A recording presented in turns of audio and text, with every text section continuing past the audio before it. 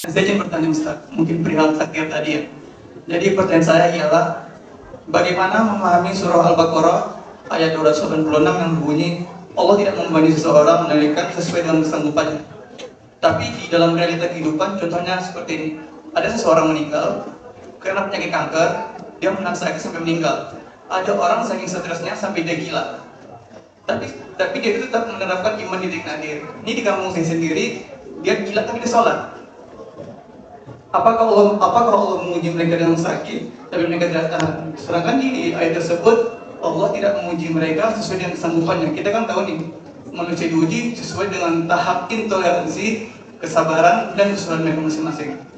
Mohon penjelasannya Ustaz. Terima kasih. Baik, saya langsung ya supaya tidak terjeda dan feel-nya bisa didapatkan. Saya ingin cerita sedikit Mas. Satu kali di awal saya pulang ke Indonesia dan saya kemudian mengajar di Bekasi.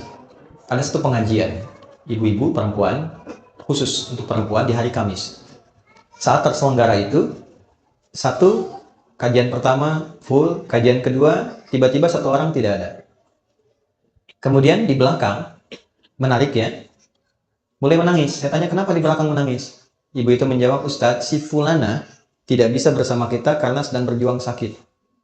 Mohon doa. Baik, saya bilang kita doakan setelah selesai kajian ya. Begitu kemudian saya lanjutkan, jeda sebentar, nggak sampai 5 menit, di belakang terisak. Saya tanya, kenapa Bu? Ternyata yang tadi kita akan doakan sudah meninggal dunia. Inna lillahi wa inna ilaihi raji'un. Baik. Setelah itu singkatnya, malam kami datang takziah. Anda tahu apa yang terjadi? Ibu dan Bapak, teman-teman semua, luar biasanya. Beliau itu profesinya seorang pramugari. Dalam pramugari profesi yang beliau jalani, tentu banyak kegiatan-kegiatan keduniaan yang terjadi, sehingga juga untuk berhijab pun dulu belum punya kesempatan, pergaulan juga luar biasa. Di ujung hidupnya, Mas, ini yang penting saya sampaikan, dia memutuskan untuk berhenti, selesai, dan dia aktifasikan sisa hidupnya untuk memperdalam Islam. Dia ikut pengajian untuk merubah dirinya. Ketika ikut pertama pengajian, ternyata baru ikut pertama, diagnosis muncul, kena kanker. Lalu masuk rumah sakit. Yang kedua itulah sampai terakhir, ternyata dia berada di rumah sakit sampai ujung hayatnya menjemput. Tapi tahu Anda apa yang terjadi?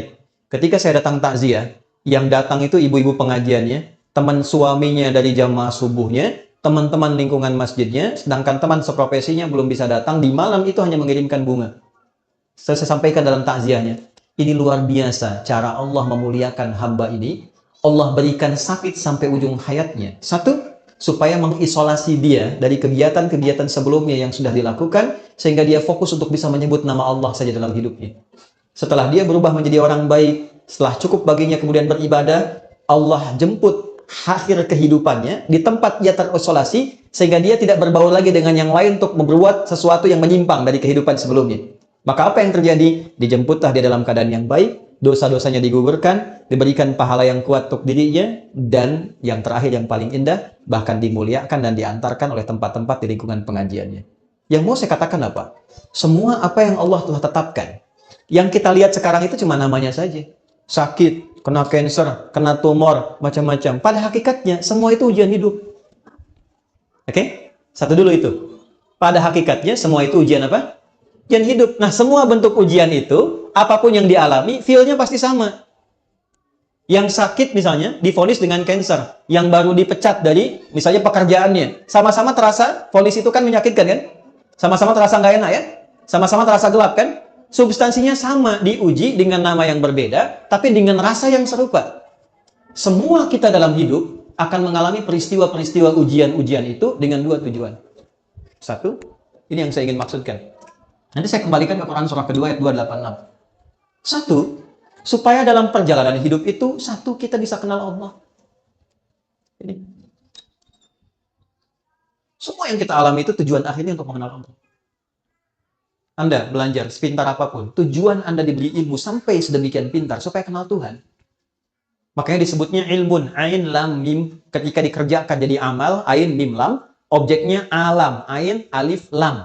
Ain alif lam, alam itu artinya tanda dalam bahasa Arab, tanda yang mengenalkan pada Tuhan. Kalau dijamakkan jadi alamin. Kita declare dalam salat alhamdulillahi rabbil alamin. Nah, sebanyak-banyaknya ilmu itu untuk kenal Tuhan. Sampai kalau lihat langit itu kita tahu, oh betapa indahnya Allah menciptakan ini.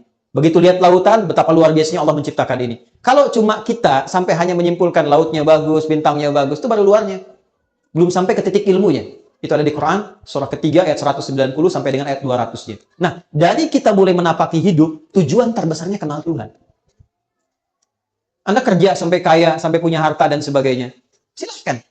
Tapi kalau sampai banyak harta nggak kenal Allah, ada sesuatu yang salah dalam episode kehidupan itu. Nah, ada orang-orang yang dikenalkan lewat sifat sukacita, suka. Hal-hal yang cenderung disukai. Dan bercita-cita untuk mendapatkan itu. Pintar, kaya, punya kedudukan. Ujungnya apa? Kenal Tuhan. Gimana caranya dengan harta itu kita dekat dengan Allah? Gimana caranya dengan kedudukan kita dekat dengan Allah? Ini konsepsinya ada di Nabi Sulaiman misalnya. Ketika dipuji, Anda begitu hebat, bisa menaklukkan awan dan sebagainya. Apa jawab beliau? Hadza min fadli rabbi liyabluwani aashkuru an akfur. Ini keutamaan yang Tuhan titipkan pada saya hanya untuk menguji secara konseptual apakah saya kenal Allah atau tidak. Mengenal Allah dengan sifat sukacita disebut dengan syukur namanya. Oke? Jadi syukur itu bukan sekedar mengucapkan alhamdulillah di lisan kita dari nikmat yang kita terima. Syukur itu bagaimana kita mengolah nikmat yang Allah kasih kepada kita untuk menggunakan nikmat itu supaya lebih kenal dan dekat dengan Allah. Disitulah baru terasa nikmatnya punya Tuhan. Apa fungsi mata? Bukan kalau cuma sekedar melihat, hewan juga melihat. Ayam melihat, kambing melihat. Mata kita ditugaskan untuk melihat yang baik-baik. Bagaimana taunya yang dilihat baik? Pelajari ketentuan Tuhan. Baru terasa punya Tuhan ketika dipraktekkan ketentuan itu. Kata Allah, jangan lihat, dipalingkan. Baru kita merasa iman kepada Allah. Kalau nggak pernah kita ikuti, kita nggak merasa punya Tuhan. Makanya yang sudah beriman, sudah berislam, kan nggak semua bisa dilihat.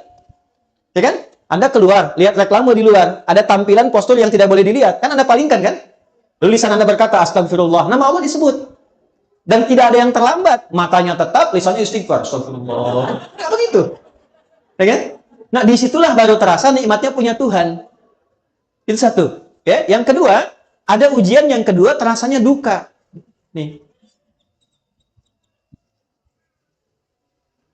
Secara konseptual, apa yang diberikan? Ya, Allah kasih contoh. Misal, ujian pertamanya sakit. Anda sebut sakit tadi. Tahu Nabi Ayub kan? Oke, Nabi Ayub dengan kita soleh mana? Nabi Ayub. Beliau Nabi, kita bukan. Pernah nggak berbuat maksiat Nabi Ayub? Tidak. Salah apa Nabi Ayub sampai diuji dengan penyakit yang dideskripsikan dalam Al-Quran? Penyakit itu tidak akan pernah dialami orang setelahnya dan tidak pernah dialami orang sebelumnya. Tidak akan pernah dialami orang setelahnya dan tidak pernah dirasakan orang sebelumnya. Artinya spesial, betul-betul sakit. Nabi loh. Sakit. Dan untuk menuju sakit itu ada dua proses dulu. Hari pertama, semua aset beliau itu habis semua. Beliau itu orang kaya, yang kaya luar biasa. Ternaknya banyak, kebunnya banyak. Hari pertama, satu hari, ternaknya mati semua, kebunnya terbakar. Ya, apa yang terjadi? Malah makin meningkat ibadahnya. Terima kasih ya Allah, Engkau titipkan ujian ini untuk saya, bukan pada hamba yang lain. Engkau percaya dengan saya. Setan makin penasaran. Ya Allah, minta izin. Yang kedua, wafatkan semua keluarganya dari anaknya. 12 anaknya, hari kedua meninggal semua. 12 anaknya, meninggal semua. Terima kasih ya Allah, yang telah menitipkan anak-anak itu untuk aku rawat, dan selesai tugasku merawatnya, dia kembali kepada pemiliknya. Setan makin penasaran. Ya Allah, izinkan, berikan ujian sakit. Yang tidak pernah dialami orang sebelumnya, tidak akan dirasakan orang setelahnya. Ya, yang kalau di tafsir-tafsir itu agak berlebihan, sampai ada binatang macam-macam, mau sholat dilepas dulu, itu agak berlebihan. Intinya sakit yang luar biasa. Apa yang terjadi? Malah nambah lagi ibadahnya. Sampai pada titik puncaknya. Nah, ini poinnya. Quran, surah 21, ayat 83 sampai 84. Ini nanti jadi ijazah yang kita bisa teruskan pada pertanyaan Anda tadi. Sampai pada puncaknya, ketika beliau tidak mampu menunaikan ibadah dengan sempurna lagi, karena makin dahsyat penyakitnya yang kemudian menerpa, maka keluarlah kalimat ini. Wa ayyuba. Dan pernahkah engkau belajar dan dengar kisah Ayub? Idnada rabbahu anni massani yadhurru wa anta arhamur rahimin. Ketika beliau bermohon pada Allah dengan mengatakan, ya Allah, penyakit ini, perhatikan kalimatnya, sudah mulai mengganggu aku, sehingga aku tidak bisa menunaikan ibadah lagi dengan sempurna. Jadi minta sembuhnya itu bukan sekedar ingin sehat, tapi motivasinya untuk lebih mendekati Allah. Anda kalau sakit pengen sehat. Bisa kan pengen sehat kan? Nah, setelah sehat itu mau ngapain? Di Quran itu ada panduan yang sangat indah. Kalau penyakit Anda ingin disembuhkan, ya, dengan cepat, tatkala orang memvonis Anda mustahil, tidak mungkin, dan sebagainya, maka satu hal yang pernah dicontohkan Nabi Ayub, arahkan kesembuhan itu dengan tujuan untuk meningkatkan kedekatan diri dengan Allah. Ya Allah, penyakit ini sudah mulai menghambat hamba untuk semakin meningkatkan ibadah kepadamu. Sedangkan kau yang paling sayang kepadaku. Kalau pada yang paling sayang tidak menyembuhkan, kepada siapa lagi aku mesti berharap? Wa anta arhamur rahim. Apa yang terjadi? Fastajab. Dijawab itu dengan cepat tanpa jeda. Harfu aqfin rabitin baina syai'aini bila hudud. Paham? Tidak. Huruf yang menyambungkan dua peristiwa dengan cepat tanpa jeda. Peristiwa pertama berdoa, peristiwa kedua dikabulkan doanya. Antara berdoa dengan dikabulkan doanya tanpa jeda. Begitu bermohon, seketika dikabulkan. Tapi kapan pengabulan itu terjadi? Ketika sabar dijalani.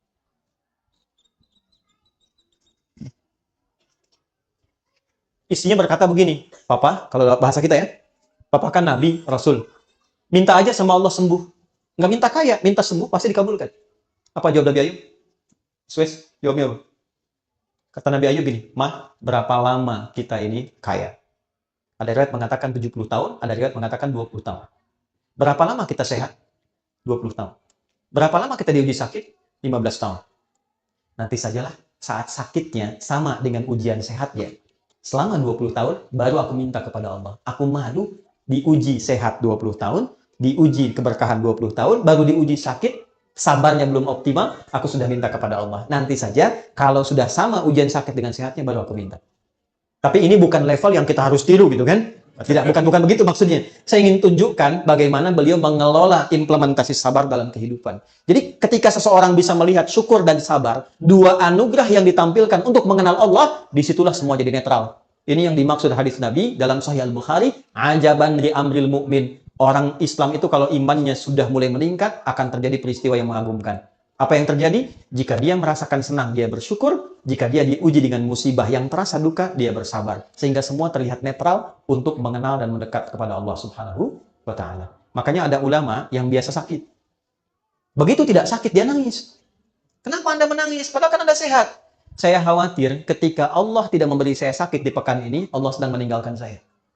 Saking pahamnya dengan esensi kehidupan. Jadi yang pertama yang ingin saya katakan, kita jangan simpulkan bahwa ayat Allah tidak mungkin menguji seorang hamba di luar batas kesanggupannya dengan menerapkan ayat itu kepada orang yang divonis penyakit tertentu dan terlihat kemudian dia berekspresi seakan-akan dia tidak sanggup menahannya.